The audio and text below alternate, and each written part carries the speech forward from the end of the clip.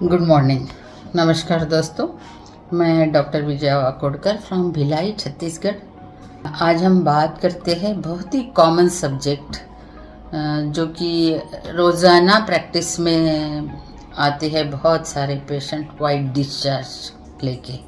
White discharge या lower abdominal pain या intermittent bleeding या खुद ही बोलते हैं कि मुझे नीचे इन्फेक्शन हो गया है, ऐसी इस टाइप की।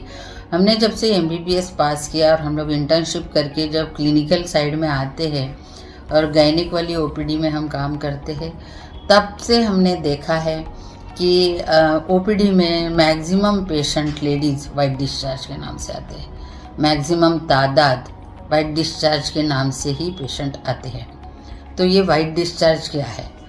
पहले तो ये समझना पड़ेगा अपने यूट्रस की रचना कैसी है। ये यूट्रस है, यूट्रस ये जो है ये फंडस है, ये बॉडी है यूट्रस की, ये फंडस है एंड ये सर्विक्स है।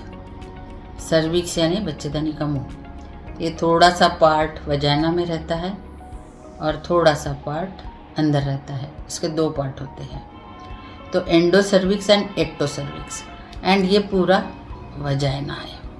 तो आप ये समझ लीजिए, आपको कुछ भी प्रॉब्लम अगर सर्विक्स में होता है तो भी वो वजाइना को इफ़ेक्ट करेगा, और सर्विक्स का इन्फेक्शन अगर आपने जल्दी से ठीक नहीं किया तो यूट्रस में भी जाएगा, ट्यूब में ही जाएगा और इधर सब तरफ आजू बाजू के ऑर्गन्स को ये फैलाएगा। ये ऐसा यूट्रस का डायग्राम होता है। और एक बात मैं क्लियर करना चाहती हूँ, यहाँ पे हमारे पेट में कोई ऑर्गन्स ऐसे बॉक्स में रखे हुए नहीं है। सारे ऑर्गन्स एब्डोमिनल कैविटी में है। वहाँ किडनी है, लिवर है, स्प्लीन है, इंटेस्टिन्स है, और वहीं पे हमारा नीचे के साइड में uterus, fallopian tubes and ovaries है। तो वाइट डिस्चार्ज के क्या रीज़न है? Cervicitis is a very common. अब ये सर्विसाइटिस होता क्यों है? सर्विसाइटिस के बहुत रीज़न है। वो इन्फेक्शन से होता है, इन्फ्लेमेशन से होता है। मेल और फीमेल पार्टनर जब मिलते हैं और मल्टीपल मेल पार्टनर्स का अगर इस्तेमाल होता है तो वहाँ बहुत सारे bacteria like chlamydia, gonorrhoea, syphilis, ये बहुत डेंजरस वो है।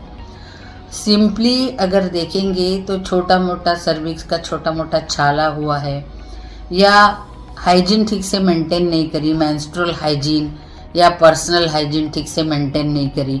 ठीक से मेंटेन नहीं करने का मतलब ये होता है कि बहुत सारी लेडीज जल्दी यूरिन नहीं जाती, यूरिन रोक के रखती है। यूरिनरी ट्रैक्ट का ओपनिंग जस्ट सर्विक्स के ऊपर, वजाइना के ऊपर ही है, और यूरिन इन्फेक्शन होता है तो भी इन्फेक्शन सर्विक्स को हो सकता है। तो ये ध्यान में रखना चाहिए। सेक्सुअल ट्रांसमिटेड डिसीज़ भी होते हैं, और आप अगर प्रोटेक्टेड इंटरकोर्स करते हैं तो ये इन्फेक्शन से बचा जा सकता है।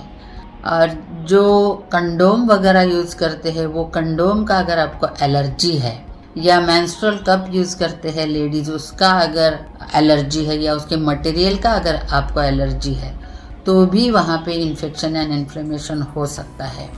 तो वो भी थोड़ा ध्यान। आप जो पैड्स इस्तेमाल करते हैं, डिफरेंट कंपनी के पैड्स, उसमें भी आपको अपने ऊपर देखना पड़ेगा कि मुझे कौन से स्किन फ्रेंडली पैड्स है, कौन से अच्छे हैं, उससे भी होता है। अभी हमारे सर्विक्स और वजाइना में ओरिजिनली हार्मोन्स के अंडर कुछ सिक्रेशंस होते हैं, और वहाँ कुछ ग्लैंड्स होती है जो इन्फेक्शन को प्रोटेक्ट करती है।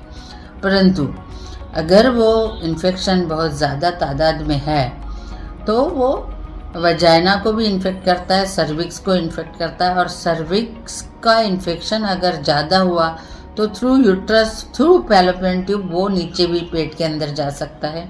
बाद में वो PID का रूप लेता है, पेल्विक इन्फ्लेमेटरी डिसीज, जिसकी वजह से हमेशा लेडीज़ को लोअर एब्डोमिनल पेन होता है, बैक एक होता है, वहाँ कुछ फ्लूइड जमा होता है, उसके वजह से स्वेलिंग आ जाता है, कभी कभी ट्यूब भी ब्लॉक हो सकती है। तो पर्सनल हाइजीन, साफ सफाई, ये सब ध्यान रखना चाहिए। अननेसेसरी डुश लेना या कुछ ऐसी चीज़ वॉश के लिए यूज़ करना जो कि आपको स्किन फ्रेंडली नहीं है, तो ये प्रॉब्लम हो सकता है। अभी डिस्चार्ज में ही कभी वाइट डिस्चार्ज, सिंपली एक स्टिकी डिस्चार्ज होता है, वो कॉमन है। वो मेंस्ट्रुएशन से पहले होता है क्योंकि तब ग्लैंड्स थोड़े ज़्यादा एक्टिव होते हैं, पर मेंसेस होने के बाद भी थोड़ा बहुत होता है। बट कोपियस डिस्चार्ज, बहुत ज़्यादा डिस्चार्ज हुआ और डिस्चार्ज का कलर येलो है या ग्रीनिश है या बहुत ज़्यादा मात्रा में डिस्चार्ज हो रहा है, तो आपको वरी करने की बात है, डॉक्टर के पास जाने की ज़रूरत है। हम लोग पैप स्मीयर लेते हैं। पैप स्मीयर सर्वाइकल एरिया का भी डिस्चार्ज होता है, जिसमें हमको पता चलता है कि ये इन्फेक्शन से है, इन्फ्लेमेशन से है, कि एचपीवी वायरस जो कैंसर डेवलप करता है उसके कारण है। आजकल तो बहुत अच्छे पैप स्मीयर आने लगे जिसमें एचपीए, डीएनए का फ्रेगमेंटेशन सब पता चलता है, तो इसको बहुत लाइटली नहीं लेना चाहिए। जब भी आपको तकलीफ होती है, वाइट डिस्चार्ज या सर्वाइकल या लोअर एब्डोमिनल पेन, जल्दी जाना चाहिए डॉक्टर के पास, उसका इलाज होता है। फंगल इन्फेक्शन होता है, वो कर्ड लाइक होता है, जैसे कि फटा हुआ दूध होता है, उस टाइप का डिस्चार्ज होता है, तो आप समझ लीजिए कि वो फंगल इन्फेक्शन या कैंडिडल इन्फेक्शन है। उसके लिए भी स्पेशली मेडिसिन आती है, कैंडिडाइटिस के लिए इंसर्ट करने के लिए टैबलेट्स भी आती है। ओरली भी हम एंटीबायोटिक्स देते हैं और सोनोग्राफी और बाकी सारे इन्वेस्टिगेशंस करके आपको बराबर इंस्ट्रक्शंस देते हैं। मैं हाइजीन के लिए ज़्यादा बोलूँगी क्योंकि लेडीज़ की हाइजीन बहुत ज़रूरी है। आप कभी ट्रैवल करते हैं, ट्रेन में आप जाना नहीं चाहते या कहीं पब्लिक प्लेस में जाते हैं, वहाँ पे आप रोक के रखते हैं यूरिन, जाना नहीं चाहते, वो भी एक रीज़न होता है। स्टैग्नेंट यूरिन बहुत ज़्यादा देर तक रहा तो वहाँ बैक्टीरिया बहुत ज़्यादा पनपते, बहुत मात्रा में वो डेवलप होते, उसके कारण यूरिन यूटीआई होता है। यूटीआई होने की वजह से वो आपको नीचे भी इन्फेक्शन कर सकता है। और पीआईडी के पेशेंट आजकल बहुत आते, उसका ओरिजिन यही है। वजाइनल एरिया को वो अगर सर्विक्स के साथ साथ अफेक्ट करता है तो वजाइनाइटिस भी हो जाता है, वहाँ छूने से उनको पेन होता है पेशेंट को, और इंटरकोर्स तो संभव ही नहीं होता उस टाइम। थोड़ा उसका भी ध्यान रखना चाहिए और मेल पार्टनर्स को भी समझाना चाहिए। इसका पूरा कोर्स होता है, पूरा कोर्स करने के बाद, सोनोग्राफी करने के बाद, पैप स्मीयर करने के बाद ये सारी चीज़ें अच्छे से डायग्नोज भी हो जाती है और इसका इलाज भी होता है।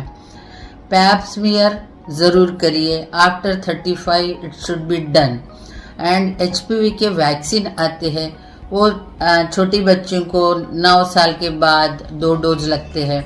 अगर आपका मिस हो गया है तो 25 साल में भी आपको एचपीवी के अगेंस्ट वैक्सीन लग सकता है, जो कि आपको प्रोटेक्ट करेगा सर्वाइकल कैंसर से, क्योंकि cervical cancer is very common in ladies. तो हमारा फ़र्ज़ है सर्वाइकल कैंसर बिल्कुल नहीं होने देना, क्योंकि वो एक बार होता है और जल्दी डायग्नोस नहीं होता तो उसका स्टेज बढ़ते जाता है और वो फिर बाद में बहुत मुश्किल ज़िंदगी कर देता है। उसी तरह छोटा मोटा छाला अगर सर्विक्स में है तो उसका इलाज करके, माइनर सर्जरी करके क्रायो कर सकते, या वो छाले को हम लोग बॉन्ड कर सकते हैं और आपका सर्विसाइटिस एंड वजाइनाइटिस पूरी तरह से ठीक हो सकता है। ये बहुत ही आम समस्या है, बहुत ही साधारण समस्या है। कभी भी आपको वाइट डिस्चार्ज की समस्या आती है तो अपने गायनेकोलॉजिस्ट को कंसल्ट करिए और ज़रूर उनसे एडवाइस पूछिए। आगे के इन्वेस्टिगेशन भी बहुत सस्ते हैं, कुछ ज़्यादा महंगा नहीं है, बहुत सिंपल तरीके से इस डिसीज़ को अपन ठीक कर सकते। आशा करती हूँ कि मेरे इस बातचीत से आपको तो ज़रूर फ़ायदा हुआ होगा। मेरा चैनल सब्सक्राइब करिए और मुझे बताइए कि आपको ये जानकारी कैसी लगी। धन्यवाद।